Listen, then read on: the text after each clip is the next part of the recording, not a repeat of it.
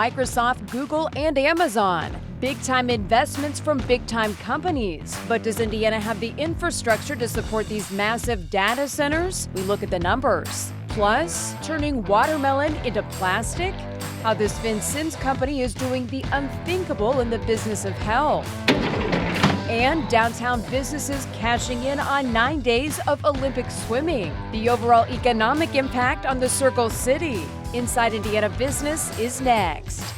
From Indiana's business news leader, this is IBJ Media's Inside Indiana Business with Gerry Dick. Presented by Elevate Ventures, Indiana University, and LiUNA.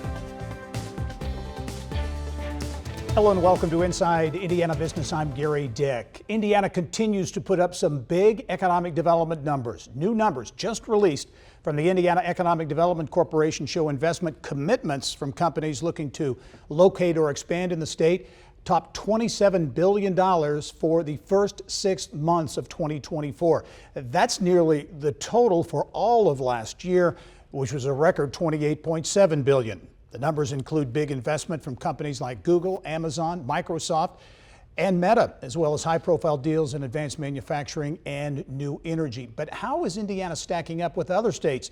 And does the state have the infrastructure to support the big investment being made in big data and manufacturing? Ginovus Executive Managing Director Larry Gigerich joins me now with some answers. Larry, as always, good to see you. Great to be with you. First of all, reaction to the numbers. Those are big numbers. Last year was a big year for commitments. Already reached that almost in 6 months. Yeah, incredible momentum for the state. And what the state of Indiana has done in the first 6 months compares favorably to some of the biggest, most successful states across the country, what they do on an annual basis. So lots of momentum, lots of really good deals announced. I was going to ask you that. How does this stack up with other states, and where are some of those hot states that Indiana's competing with? Yeah, you know, that's the interesting thing. Indiana has expanded its competitive footprint, so to speak, who it competes head-to-head with. So the Carolinas, places that have been very successful in economic development, Georgia, Texas, Arizona, for the different types of industries competing with those places. But Indiana's stacking up well. And in the Midwest, Indiana and Ohio stand out above everybody else. Got it. Okay, the Site Selection Guild is out with its annual State of Site Selection report. I know you've intimately involved with that.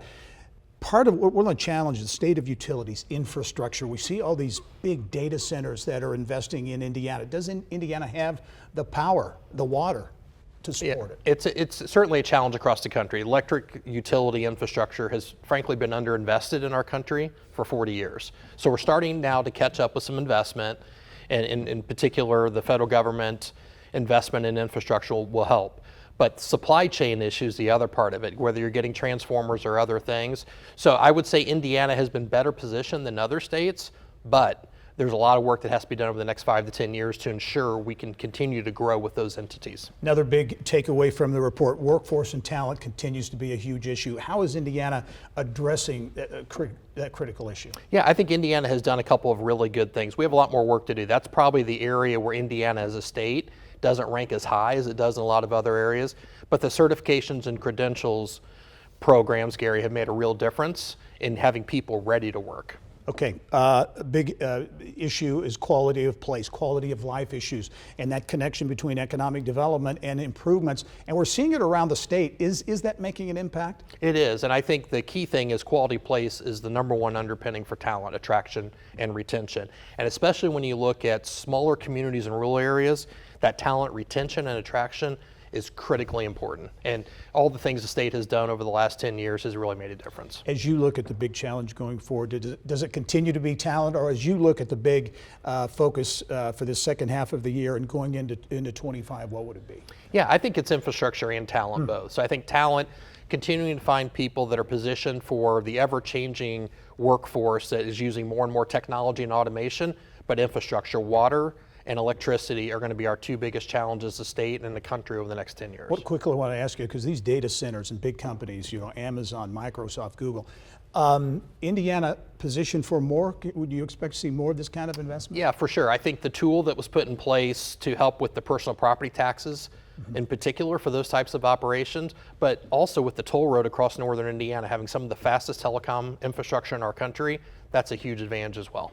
Larry Gigerich, Ginovus, always some great perspective. Appreciate you being here. Thanks, Gary. All right. Well, coming up, a Vincennes startup is using waste from fields to make biodegradable plastic. Amazing story in Southwest Indiana. We will explain how it works and the potential upside when Inside Indiana Business returns.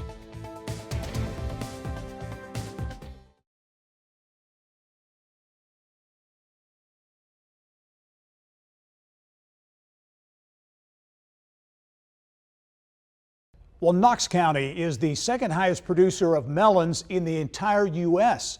And now all of those gourds are growing. A new business venture. Business of Health reporter Kylie Valletta here with more. Kylie. This is an interesting one, Gary. Yeah. An idea that has its roots in Vincennes' Pantheon Innovation Center is blossoming into an $83 million production facility. Crews will break ground this week on the plant, which will turn watermelon waste into bioplastic, a healthier alternative for the environment. Knox County grows gourds by the millions, but farmers only sell about 25% of what's in their field, and the rest, some 40 million pounds of watermelons, rot in the field as giant piles of waste. How do we take this watermelon and turn it into something that is sustainable? In a matter of days, Agro-Renew will break ground on its $83 million facility, one of the first in the world built from the ground up to turn biomaterial into 100% biodegradable plastic. Everything that's going back into the soil or in a landfill situation, everything that's breaking down is actually bio-based material, so there's no chemicals, there's no harm to the environment. Watermelon, pumpkin, and cantaloupe farms in the Wabash Valley have already signed on to send their waste to Agro-Renew. Farmers generally are just happy to have a way to do away with their waste that they don't sell. And then we tell them, oh yeah, by the way, we're going to also pay you for this. They're like, oh, this is like, where have you been all of our life? The melon waste will be trucked to the facility where Agro-Renew's unique process pulverizes, dehydrates, and grinds the melon waste. At the end of the production line, the same small pellets that are traditionally used in the plastics industry, except these will be fully biodegradable. Probably the biggest user for our product initially is like grocery bags, which are single-use plastics. The fabric bags aren't the answer for everybody.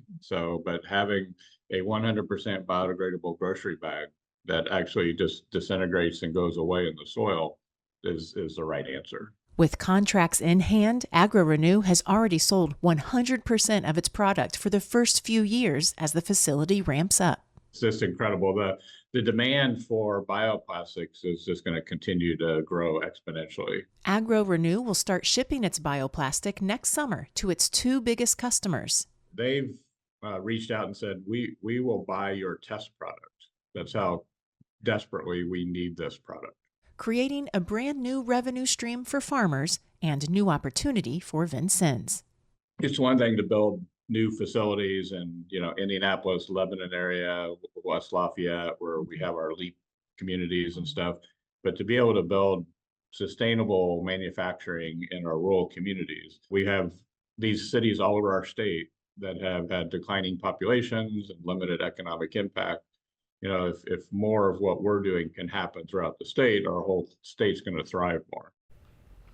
Agro-Renew plans to start producing its test product 1 year from now. The company has already sold 100% of the bioplastic it will be making when it reaches full capacity a few years from now. That's an amazing story and amazing numbers when it comes to workforce. They're going to need a lot of workers. Right. They're saying they plan to hire 300 when it's at full capacity. And this is a really important piece of it to the founder, is that this is a high-tech science and engineering operation coming to Vincennes. So he says a lot of the best and brightest who are leaving Vincennes now will have a really high-tech place they can go work at home. And they are the first to really use this concept, if you will. Right. So it's common now to mix bioplastic with traditional plastic. They are the first to be 100% bioplastic, and they have two really big industry names signed on. They can't share them, but they're sold out. Wow. We'll continue to follow the story. Thanks, Kylie. Sure. Well, time now for our Eye on Education, brought to you by PNC Bank. Well, big education news in Northwest Indiana this week. The largest single investment in pre-K 12 Catholic education in U.S. history. The Dean and Barbara White Family Foundation donating $150 million to the Big Shoulders Fund over the next 10 years, a move expected to transform Catholic education in the Diocese of Gerry and Northwest Indiana, ultimately touching more than 9,000 students. The blockbuster news comes amid growing momentum in the region. In terms of what it means to Northwest Indiana, we think the timing is really good because they've now opened the double track section of the South Shore train. The Westlake corridor continues to expand, and we're seeing a lot of investments in a lot of our neighborhoods, especially in the northern part of Lake County, Porter County, and LaPorte County. In those same areas, we have our three premier high schools, Bishop, Knoll, and Hammond, and Drain and North Maryville, that also services all of Northwest Indiana and Gerry, and then Marquette High School in Michigan City, where I think you've also covered, has really an unprecedented amount of real estate development and redevelopment happening in that area. And so I think, especially as people are moving across the border, like we're seeing also in an unprecedented level, the availability of these schools is something that they've been used to in the Chicago market for a long time. And so if the choice is there to enter one of our schools for your child's education, we want to make sure that it's absolutely the best that it possibly can be. Meantime, Indiana State University has welcomed its 13th president to campus. Dr. Mike Goddard, who comes to ISU from Southeast Missouri State, says he wants to focus on community partnerships and being visible to students.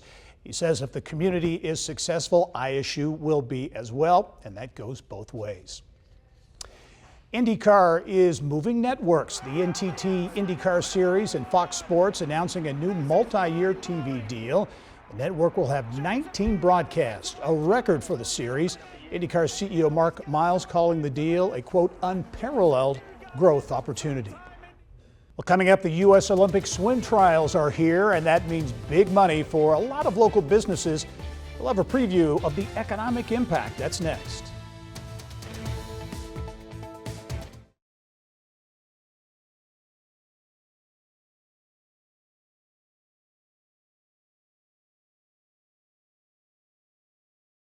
Welcome back. The U.S. Olympic swim trials are this weekend underway for the first time ever inside an NFL stadium.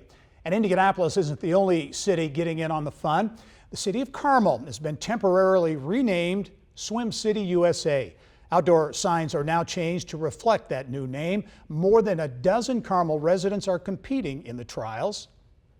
It is incredibly exciting, particularly to have this happening in our own backyard. Something that's really important to us is that we try to have as much community support down there at Lucas Oil Stadium to cheer those athletes on, to make sure they can feel that hometown support. Carmel High School sent swimmers to Team USA in 2021. Those swimmers, their families, and fans expected to create a big economic impact in downtown Indianapolis, to be sure. And preparations have really been underway for several years to put on the U.S. Olympic team swim trials. And with good reason. It is a marquee event for the city of Indianapolis in terms of visibility. When you look at 9 nights of primetime network television coverage and all of the hours it has taken to create a unique environment both inside and outside of Lucas Oil Stadium. Our Mary Rachel Redmond is standing by now with more on the economic impact of the trials. Well, you can already feel the excitement in the air all the way from Lucas Oil Pool to here on Georgia Street. More than 250,000 fans expected to descend on the Circle City over 9 days. And it's not just the Olympic hopefuls in the pool gearing up for the big event. Local businesses also hoping to cash in. We're preparing for an intense 9 days of people coming through these front doors. The overall economic impact will be in the range of $100 million, and that's incredible. Yeah. Downtown Indy Inc. President Taylor Schaefer tells me in the months leading up to the big event, her organization teamed up with Indiana Sports Corp to host a conversation with downtown business owners to help equip them with tools to maximize 9 days of nonstop foot traffic. I think one of the biggest lessons learned around NBA All-Star is the more information that we can give downtown business owners, the better prepared they're going to be to welcome guests. And especially for an event like this, where it's 9 days, where you have prelims in the morning and finals at night, where you have that kind of gap where people are going to want to be able to explore. They're going to want to be able to get food and beverage. There's something really powerful about making sure they're prepared with that information. It's going to take high energy to maneuver through all these crowds, and everyone walking through the door, wants to see a smiling face. They want to hear about the history of your restaurant. They want to know where are the other independently owned restaurants around the city that you love to go to. They want to know the good ones. And downtown has really, stepped up in all of that restaurant scene, and we have a lot to offer. And there's also been a lot of work going on behind the scenes this week, from trash pickups to little beautification projects to make sure Indianapolis leaves that extra special, lasting impression. So often these events help to put Indianapolis on a national stage. They help to highlight the incredible assets and ability we have as a host city. But I think at the same time, they encourage people to explore Indianapolis. They help to raise our profile. They help to raise the visibility of our community. And I think only help to drive future events like this and hopefully bring people back. Again, a big-time event for Indianapolis with the USA Swimming Olympic Trials. More than $100 million of economic impact expected from the event. Gary, back to you. All right, Mary Rachel, thank you. Big impact and visibility for Indianapolis. Well, we are getting ready to launch Season 4 of the Business and Beyond podcast. 8 seconds to go. On the smart baseline jump shot in the air. Good! The Hoosiers have won the national championship! For more than 5 decades, he has been the voice of Indiana University athletics, the voice that has brought some of IU's most iconic moments home for generations of fans. Don Fisher, my guest, as we launch Season 4 of the podcast. We cover lots of ground, including his first play-by-play broadcast, a high school football game in Ottawa, Illinois, which he describes as historically awful. So bad he didn't want to return to the station that night. The radio station that I worked for signed off at 10 o'clock at night. And we got done with the game at 9:30, and I drove around town for an hour and a half after the game so I wouldn't have to see anybody at the radio station, because I did not want to face anybody after that performance. I got back to the radio station to dump off the equipment at about 11 o'clock, and who's standing in the doorway when I get there? The general manager who had hired me. And he said, when I walked in the door, he goes, "I thought you told me you'd done play-by-play before." And I said, "Mr. Porso," I said, "I apologize for that, but I thought if I told you I had never done play-by-play, you wouldn't have hired me." Yeah. And he said, "No blank." And obviously he was really upset. And he goes, "You've got 3 weeks. If you aren't better in 3 weeks, you're done." An entertaining conversation with broadcasting legend Don Fisher as we launch Season 4 of the Business and Beyond podcast at InsideIndianaBusiness.com or wherever you get your podcasts. Well, when we come back, we'll check out news from around Indiana, including a well-known company whose bread products are rising to the occasion in Bartholomew County.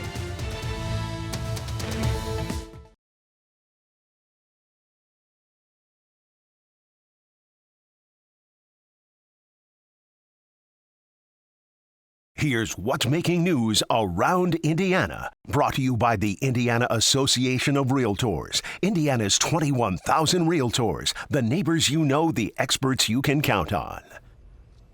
Well, a big expansion that will mean more dough for Bartholomew County. Irresistible Foods Group, which has already announced plans for a $175 million King's Hawaiian bakery and production facility with 150 jobs in the county, now seeking tax abatement for a second $40 million building and potentially another 150 jobs. Those potential jobs would have an average wage of nearly $30 an hour. Indiana Governor Eric Holcomb joined executives from New Jersey-based Semtra Biopharma to break ground on a $250 million expansion of the company's sterile fill finish manufacturing campus in Bloomington. That project is an advanced manufacturing facility that will house 3 high-speed automated fill lines. The company says the expansion could mean, quote, hundreds of jobs. New workspace for female entrepreneurs in Southeast Indiana. Jeffersonville native Deirdre Collins has opened Wall Street Suites, a business incubator she says is designed to support women wherever they are in their entrepreneurial journey. Collins says Wall Street Suites is her way of giving back to the community where she grew up and will include coaching, mentorship, and networking opportunities. Growing up here in Jeffersonville, I saw women that own businesses, but there wasn't a lot of collaboration, visibility, and networking. I was able to connect and have a lot of great resources in Louisville, Kentucky, which is just a hop, skip, and a jump on a bridge here. But I really wanted to give back to my community and have that space here in Southern Indiana. Collins says she hopes this space will serve as a launching pad for a variety of businesses in the region. There are 7 suites available at a price point that she says is below market rate. Well, big news for travelers in Southwest Indiana. Allegiant has launched a new nonstop flight from Evansville to St. Pete Clearwater. Allegiant says travel demand led to that expansion. The airline now operates 3 nonstop flights out of Evansville. So big news in Southwest Indiana. And that's all the time we have for this edition of Inside Indiana Business. Thanks for joining us this week. I'm Gerry Dick. Go out and make it a successful week.